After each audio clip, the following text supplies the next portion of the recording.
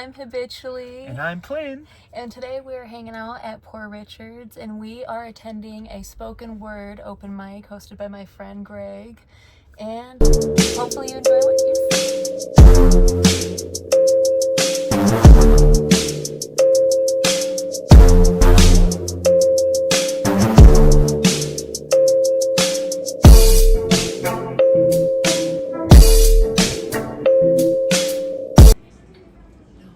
This is tree 3. Your veins are like the silk the spider spun into a web. Your capillaries bursting and your skin's becoming red. But I don't think you're blushing as blood rushes to your head. Ears ringing like the tolling bell reanimates your flesh. Threaded needles, lesions, bruises cutting to the bone. You just can't keep the rhythm like a broken metronome. The air is getting thinner on this mountain made of moles. You're caught in the magnetic field of ever-shifting poles. From the frying pan, you landed on the surface of the sun, when the black hole you were aiming for devoured everyone. Suspended in a vacuum, you feel like you weigh a ton. As it multiplied your density, a reaction begun. Now you're just an empty vessel transiting the darkest void. Matter splashed across the galaxy, but it can't be destroyed. It can only be transformed. Now you're a hostage to its will, because you couldn't find a crater big enough for you to fill. And the holes you dug that penetrate the mantle of the earth will only bring you back to the same place you always were. Don't know if it's just irony that's serving just desserts, or if you'll understand you're getting just what you deserve. You're a palindrome that can't decide which numbers should go first, in a sequence interrupted by a supersonic burst. And it's deafening, but you could hear the ringing in your ears as time and space disintegrate your dust between their gears. Hey.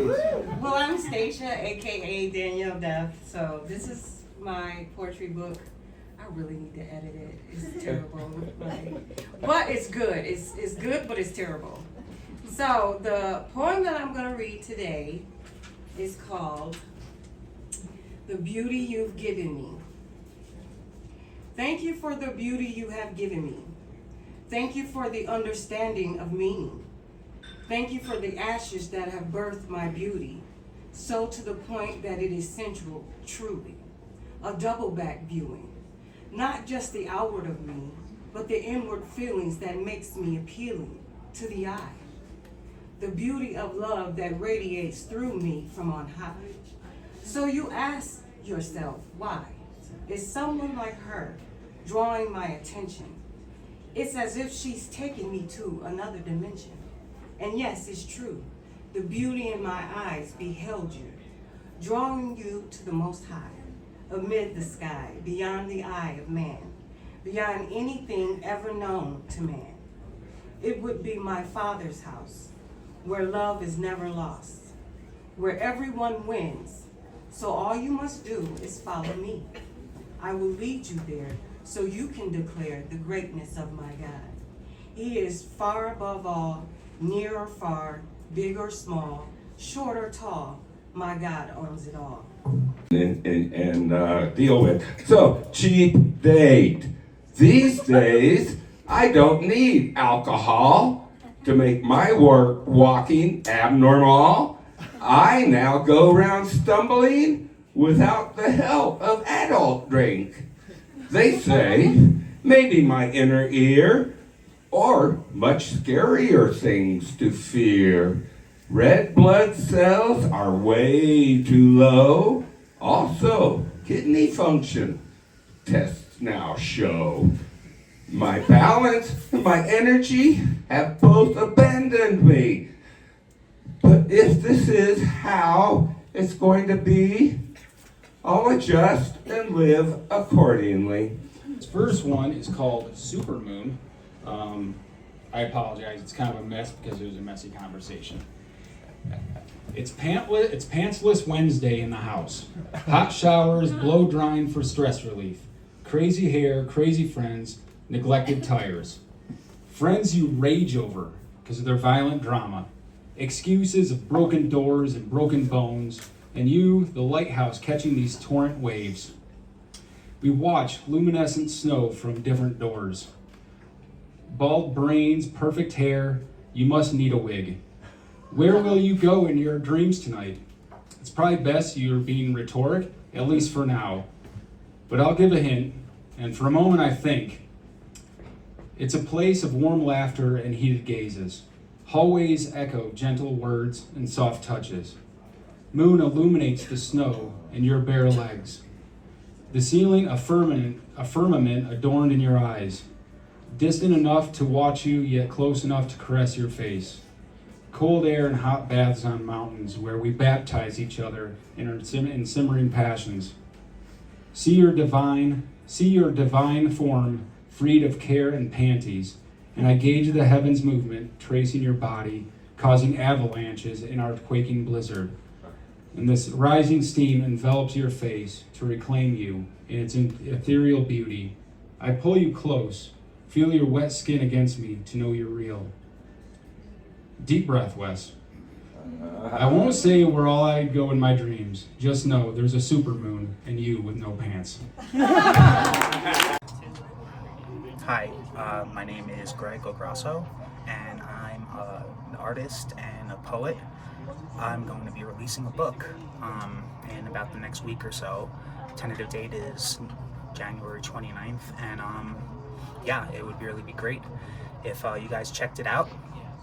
I put a lot of work into it, and yeah, really proud of it. What are some of your, or what are some characteristics in your poetry that you think define it a little bit? It's hard for me to say because it kind of always comes in like these weird sort of like, I don't really write my stuff, like it just kind of happens. I know that's a cliche thing to say. From what I've heard from people, there seems to be a certain kind of like rawness to it, and I feel like the interplay between like the heavier kind of like emotional elements, I work to kind of thread the needle between that and you know, really just having tight verses and lyrics and having the way it's put together mean more than just like kind of like the sum of its parts. So I think it's like, it seems like it's a really unique experience for people. It doesn't seem like there's a lot of stuff that's really like this, but yeah, it's been amazing. It's been like the best time of my life to do this. So when I first started writing the first few poems that appear in this book, that was almost 4.5 years ago, and it's hard to call what I was connecting to then a flow state. I don't know what that was, if not just like some kind of dissociation to get out of the situation that I was in. I think I used to go to writing as a way to prove to myself that I still had like something to offer humanity when it didn't really seem like that was the case. At this point, I just get 2 lines in my head out of usually nowhere when I'm not focusing on it, and then I'll write those 2 lines down or put them in my phone, and then usually from there the entire poem just kind of happens within like an hour or two. It feels like something is channeling kind of through me, and I really don't even notice how kind of accurate this stuff was to what I'm dealing with at the moment, usually until after, and I look back and realize, and it just, you know, it always sort of comes out almost better than it probably would have if I planned it. So Do you feel like your like archives or your poetries over the years, do you feel like they help you remember parts of your life? for sure, it connects to something, and sometimes it's just being able to tap back into, you know, where I was when I wrote it, and sometimes it's just being able to appreciate, what actually was written.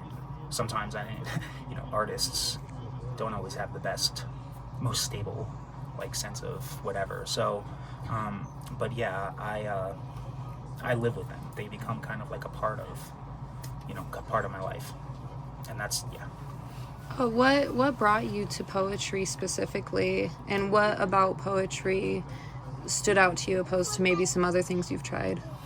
Well, I can't play any instruments, or at least I don't right now. I'm learning piano, but and I wasn't able to sing well enough to really justify being a singer in a band. So at that, I really kind of thought for a very long time that there just wasn't an outlet for me. You know what I mean? I really didn't take poetry seriously in any kind of way, and it wasn't until I wrote those first 7 or 8 poems 4.5 years ago that I realized wow, there actually is something here. But even then, that was only a couple of poems, and because of what was going on in my life at the time, there was a big gap where I didn't write anything at all, and really wrote most of this stuff in the last year and a half. And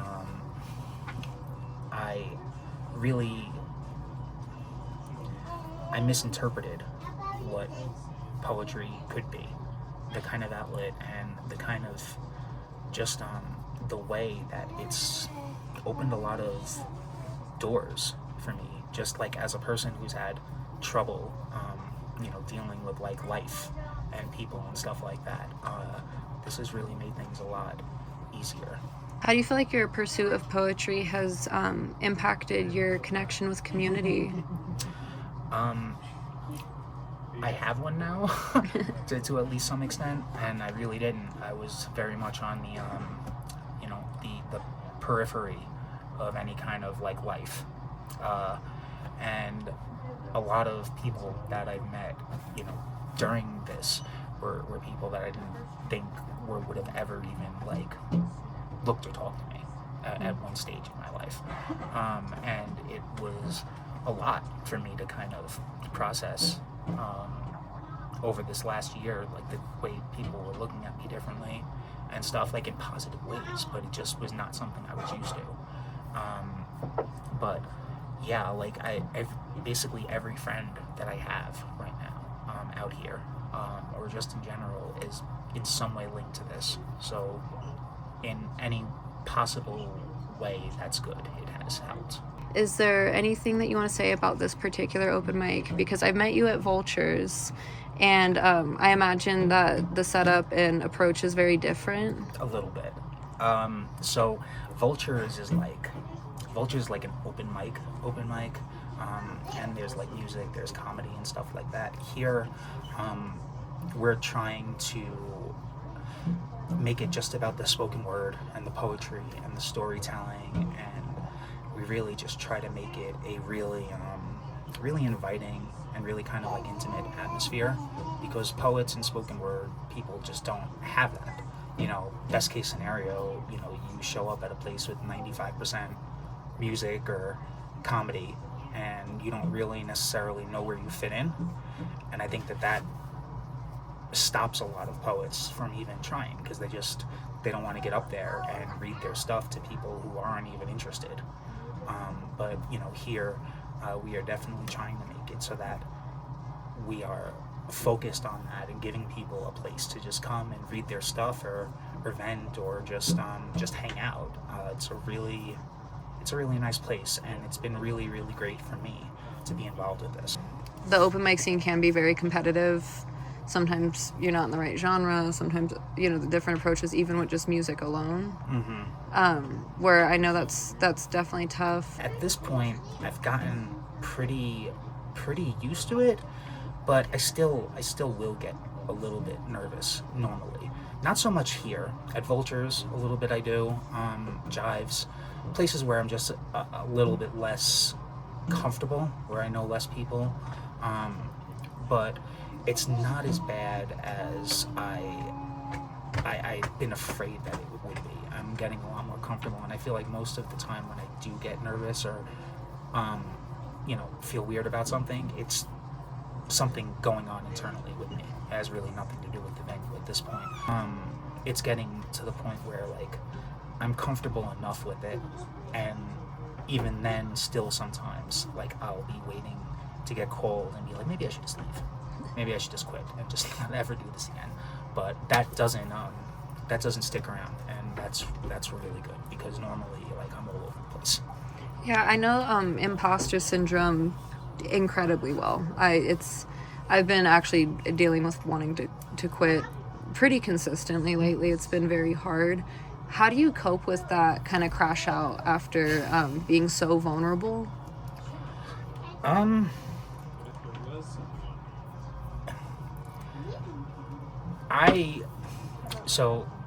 I've been lucky, at least thus far, that since I've been kind of going in and sharing this stuff, the reaction has always been like overwhelmingly positive. So I've been really lucky about that. But like then again, at the same time, like my own father won't even acknowledge that I do this. So there's a give and a take to it, and I've gotten to the point where like it's just alchemy to me, and the more like adversity and negativity you face, makes it harder, yeah, but it also makes, you know, the thing that you transform into, you know, that much brighter and that much better. For some people, there is a kind of like art or expression that will just start banging on your door in certain points of your life, whether that's like, you know, depression, happiness, adversity, or whatever, but you will have probably noticed that pattern, and whether you tell yourself that it's not worth it, or you're not good enough, or this or that, at the end of the day, even just getting into it as an exercise for yourself, I think is very, very, very helpful and therapeutic. And then you never know how good you might be or not, and you also never know what kind of opportunities are going to come. Like the one thing that I've noticed, not just with poetry, but just in life, is that most of the really like relevant, transformative things that happen to you happen when you're like on your way to something else, like when you're totally not expecting it. Just kind of breaking out of the routine does more to lighten that up than a lot of people realize. So just follow your muse, and if it means just writing some stuff down, or even just in your head, run with that and see where it goes, see how it makes you feel, and then, you know, maybe you'll be able to share that with other people, and if not, you'll be able to keep it for yourself. Is one of the best ways family and friends can support their creative loved one? Other than money, like infinite money, I just think that it's important to understand that there are some people who really just, for lack of a better word, can't do anything else, or just wouldn't want to do, like it would really just break their spirit. And I think that, you know, artists in general are like that. Maybe not every single one of them, but I would also say that try not to view everything as like, well, when are you going to make money? When is this going to happen? When you're wasting your time, go work at McDonald's. That sort of shit. It's not going to get them to like not want to do this anymore. You know what I mean? It's just going to cause more friction, give them more guilt. It's just, in general, taking a step back and being like, you know, maybe this isn't exactly my space to push around, is usually good advice in general. But other than that, just like, yeah, if they're starving, give them food, you know, and support them and let them know that you understand that what they're doing is important to them and you see the value in it. I feel like when people reject my art, I part of me feels like, oh, you don't really want to know me, like for real. And I, you know, like I tell people all the time, like, as dense and like abstract as my poetry is, you're gonna probably know me better by reading that than any conversation we're gonna have, like, you know, outside of like really knowing each other for a long time, because that is the most honest distillation. Even when I'm not talking about myself, even when I'm in a totally different perspective, all of it flows through me. And I think that the style and the voice comes through in a way that is unique to me, and that's really a cool thing.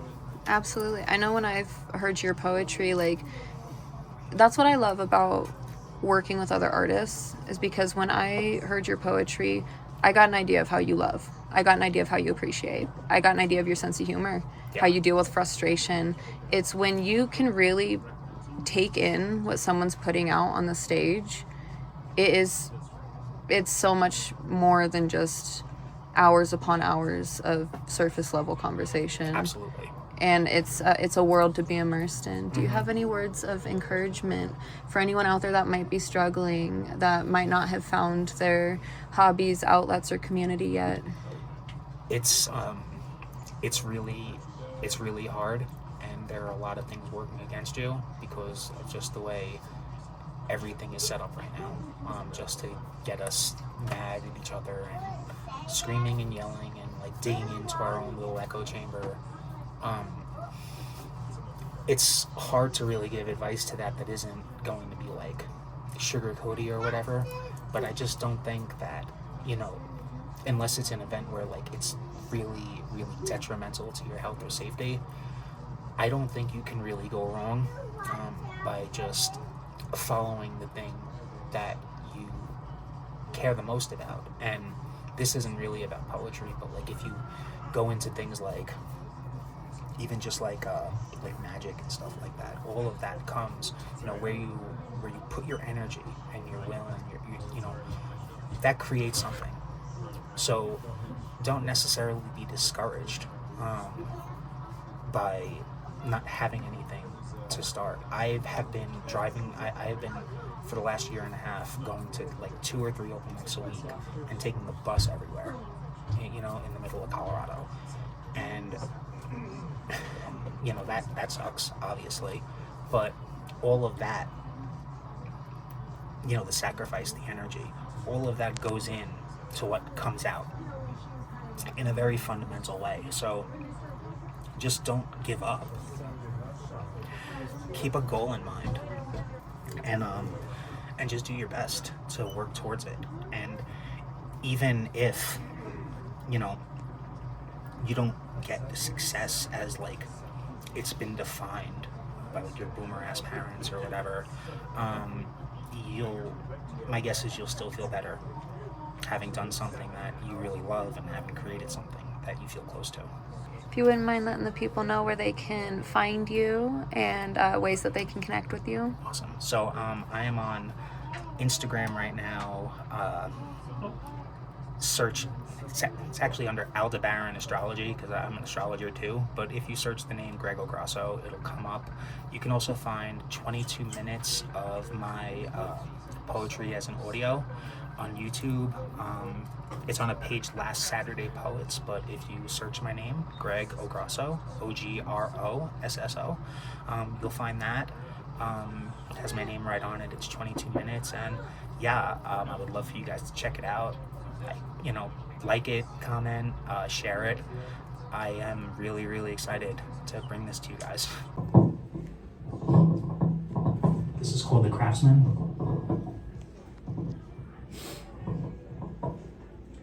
There's virtue in the vitriol, you'd better scorch the earth. Don't waste another moment pandering to a subversion. Generations concentrate to starve, confuse, and burden, descendants of divinity with intractable curses. Angles of a pyramid inside a perfect circle, giving form to matter at each intersecting vertex. Architecture of a prison turned into a circus, spiritual livestock lacking discernment and purpose. Assimilate at your own risk, it's safer for the moment. Abdicate your will, internalize cosmic perversion. Blind to interference to your frequency and circuits, roaring like a lion, the body of a serpent. All right.